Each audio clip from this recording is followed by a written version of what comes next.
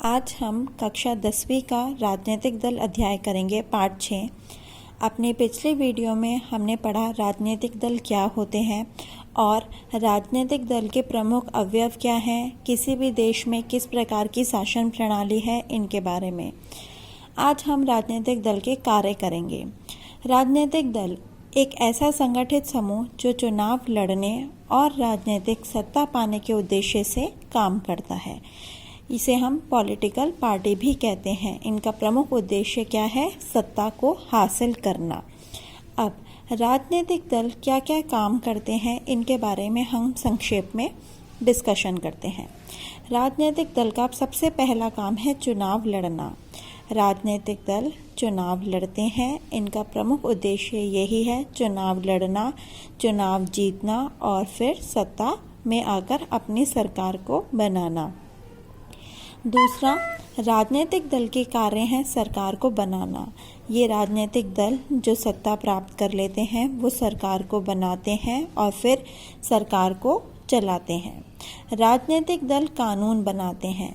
सत्ताधारी दल यानी कि जो राजनीतिक दल सत्ता में आया है, जिसे बहुमत प्राप्त हुआ है, जो जीता है, वो देश के लिए कानूनों का निर्माण करता है जिससे देश में सामंजस्य बना रहे। राजनीतिक दल जनमत का निर्माण करते हैं। राजनीतिक दल नीतियां बनाते हैं। नीतियां बनाने से हमारा अर्थ है, ये जो राजनीतिक दल होते हैं इनका उद्देश्य है कि ऐसी नीतियां बनाई जाए जिससे कि जनता को अधिकतम लाभ हो सके।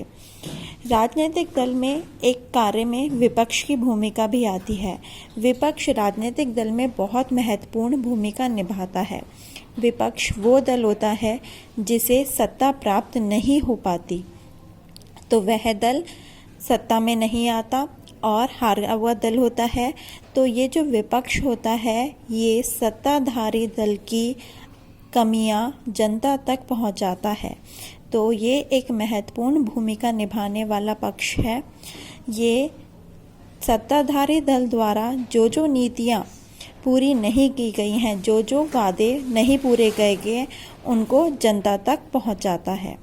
ठीक, तो हमने देखा राजनीतिक दल क्या क्या करते हैं। राजनीतिक दल चुनाव लड़ते हैं, सरकार बनाते हैं, सरकार को चलाते हैं, ये कानून का निर्माण करते हैं, देश में व्यवस्था लाते हैं, जनमत का निर्माण करते हैं, ऐसी नीतियां बनाते हैं जिनसे जनता का अधिकतम भला हो सके, और इसमें विपक्ष की भूमिका देखी।